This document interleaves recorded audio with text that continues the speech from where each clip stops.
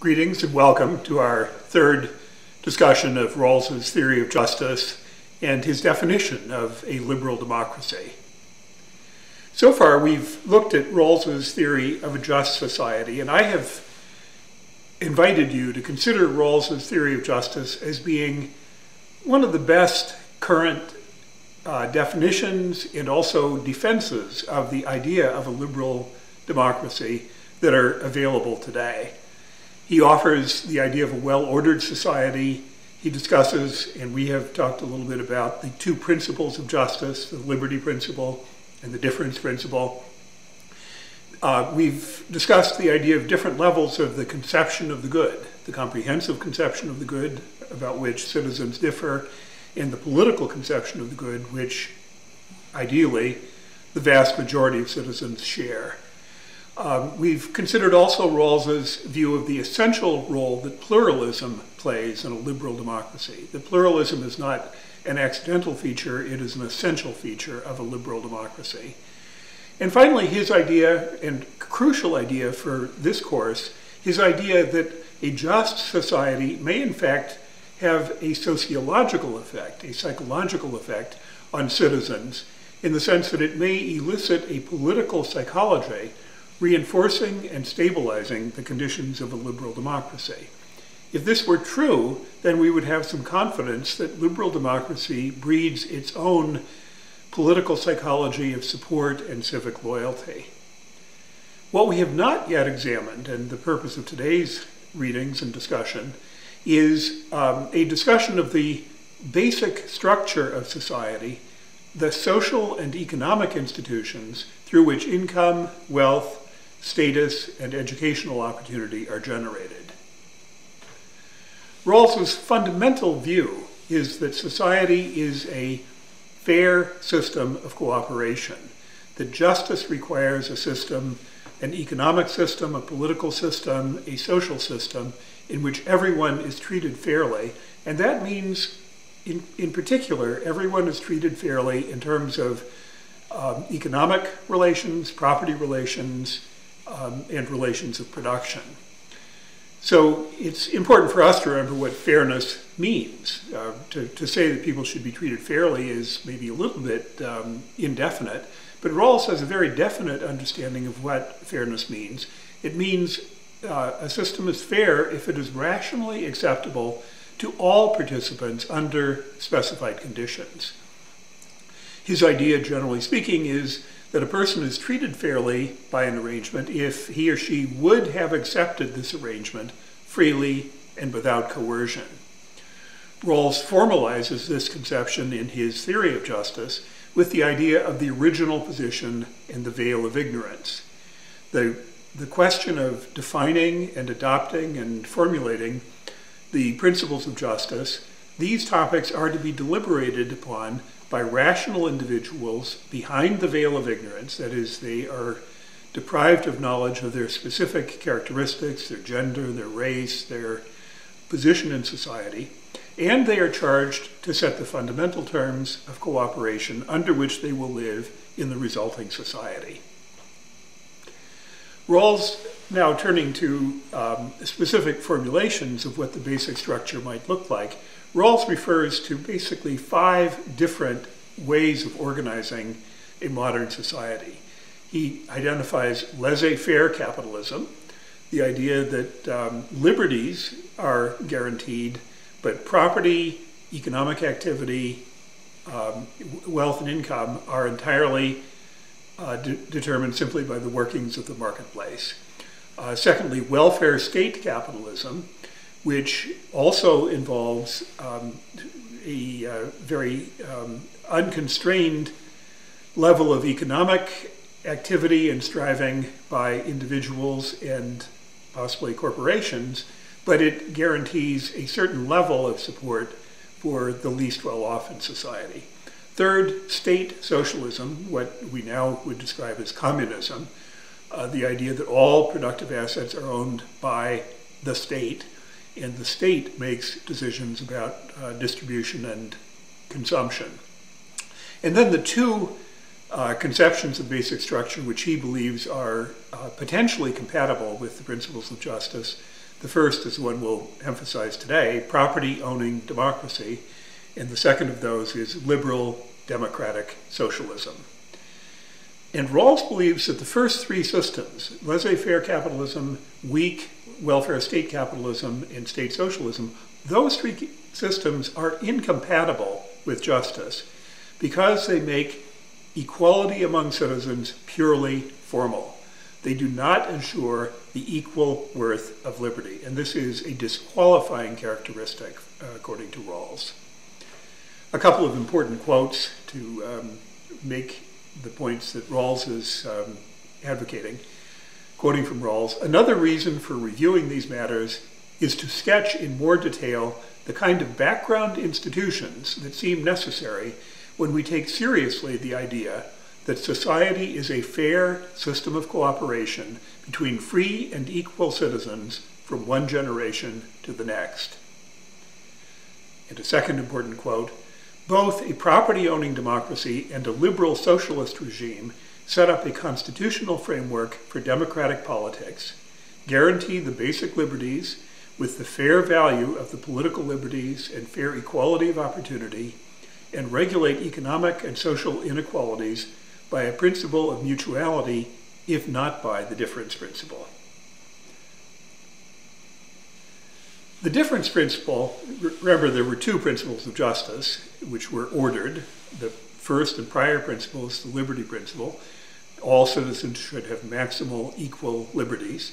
And the difference principle, which governs social, political, economic, not political, but social, economic, and status inequalities in society, the difference principle requires that those inequalities should be the minimal system of inequalities compatible with maximizing the position of the least well-off member of society.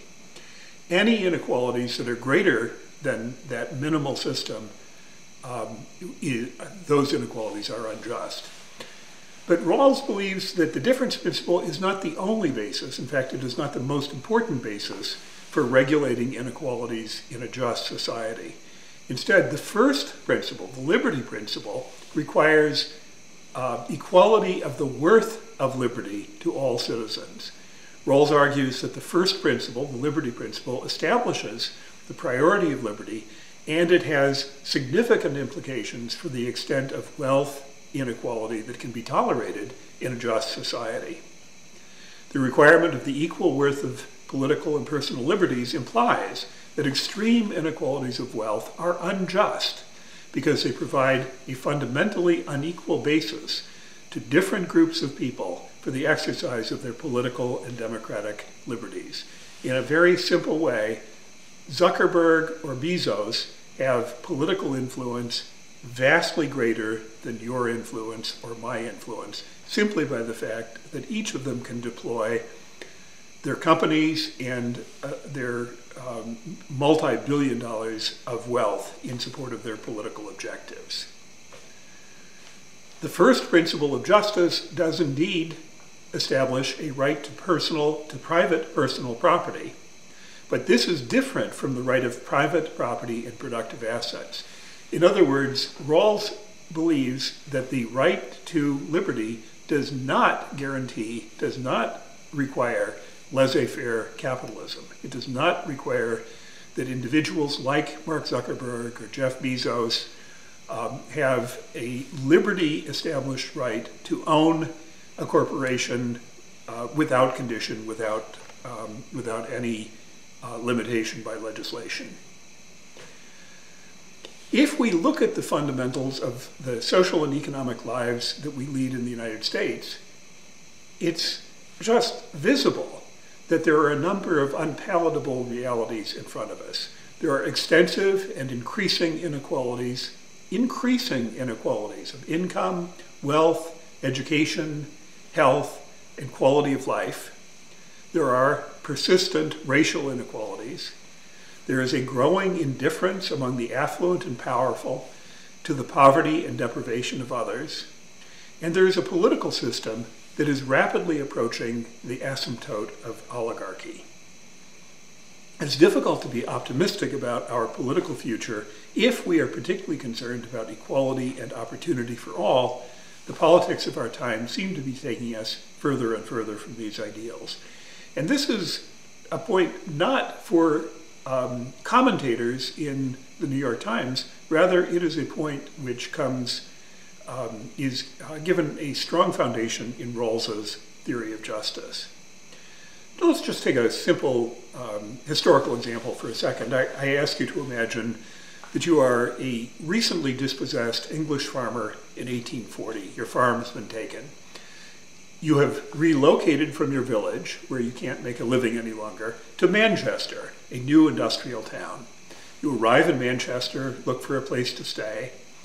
You have a little bit of money that you hope will see you through. You find a rooming house in a Manchester slum. Expensive relative to your means, but you will find a job. You then trundle off to the Franklin and Marshall cotton mill, and you are offered an unskilled job for 12 shillings per week. The working day is 12 hours. There are no better job offers available to you, and you accept. Now think about your budget. Rent for your room is 4 shillings.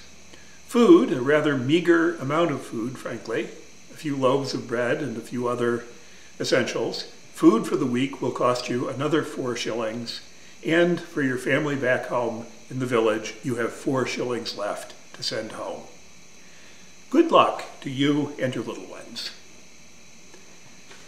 Here's a picture of mid-19th century factory in Manchester. This is your place of work.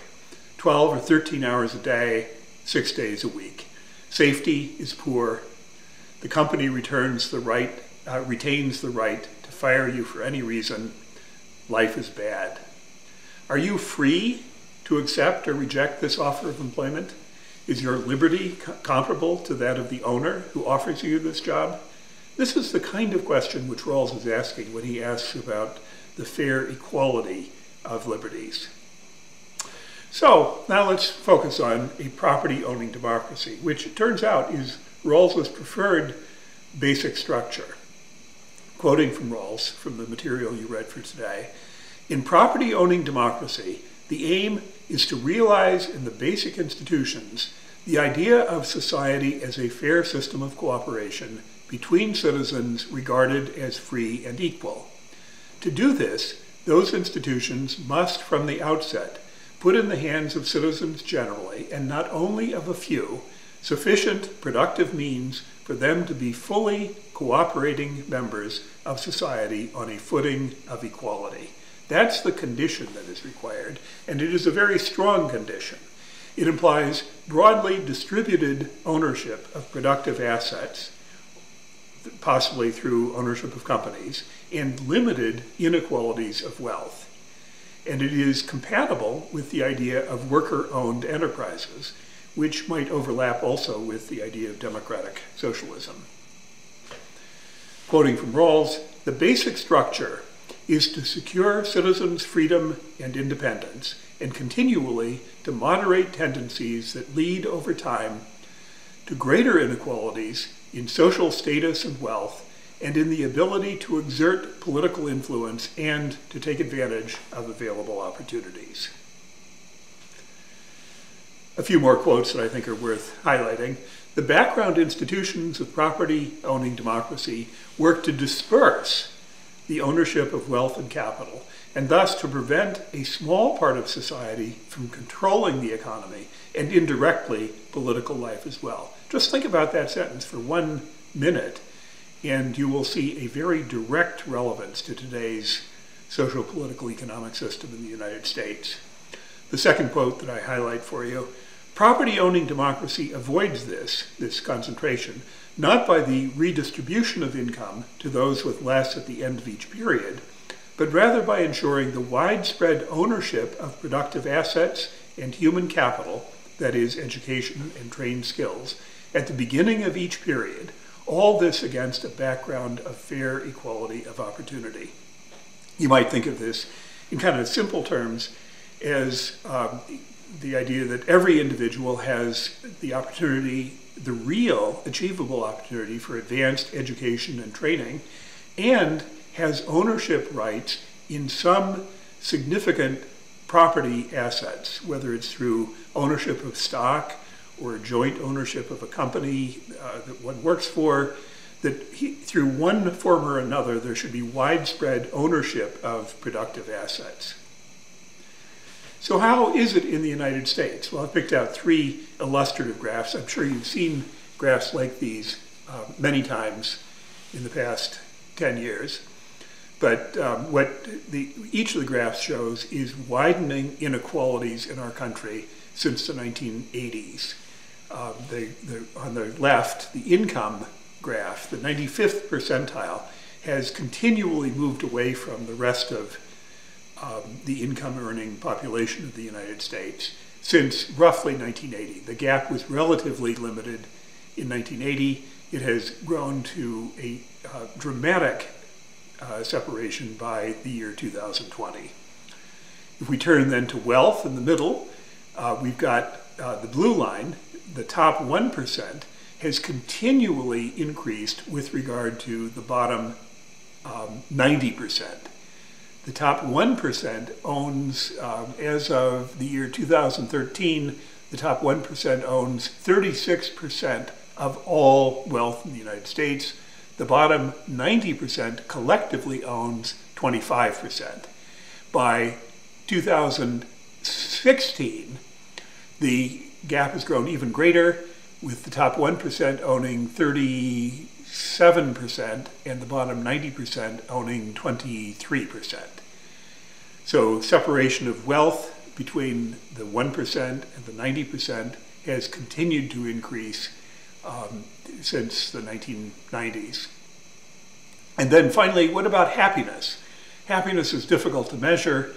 The graph which I was able to find is uses the proxy of education levels, but the dark black level is the population of people with a 4-year degree or higher.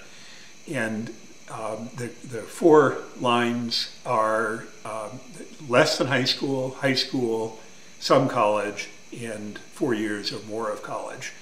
And what you see is, and of course those levels correspond, at least at the group level, to income and wealth differences as well. And what you see is a distinct separation between the least well-educated and the best educated in terms of happiness.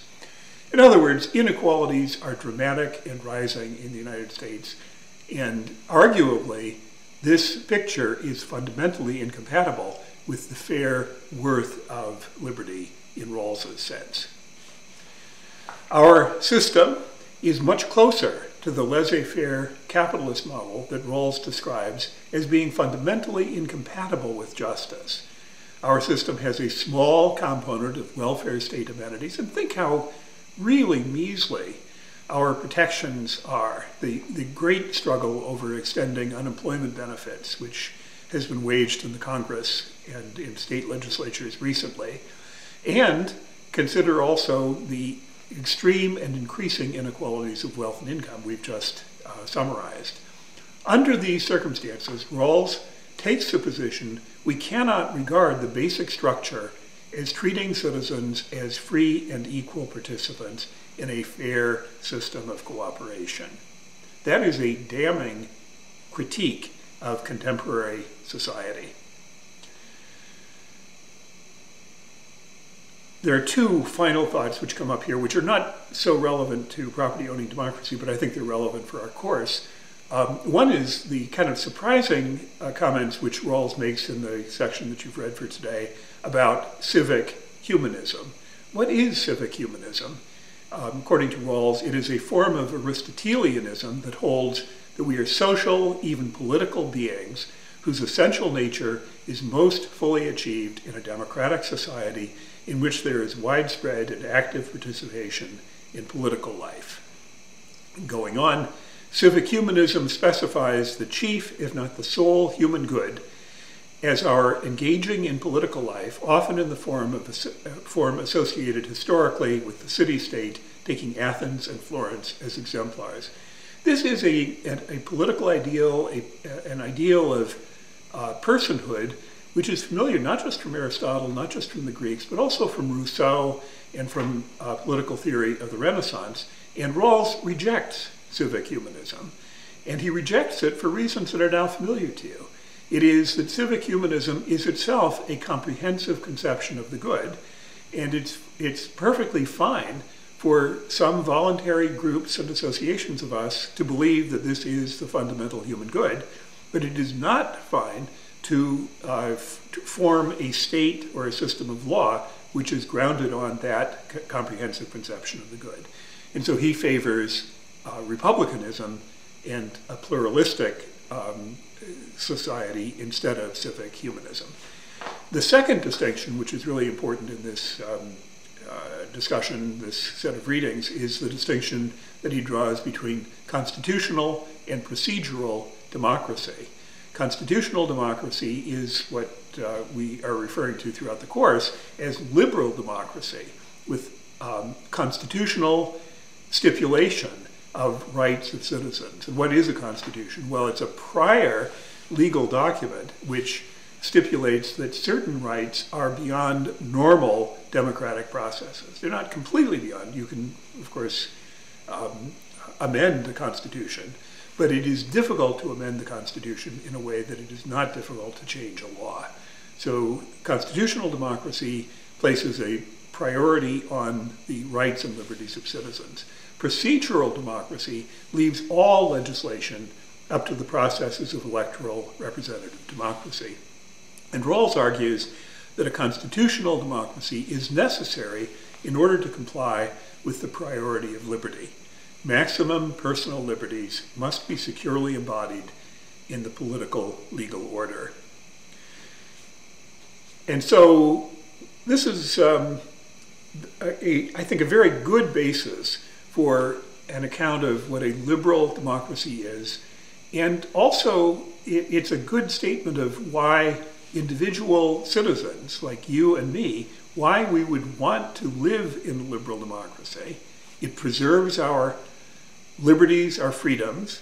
It ensures that we have the right to associate with others in the ways that we prefer to do.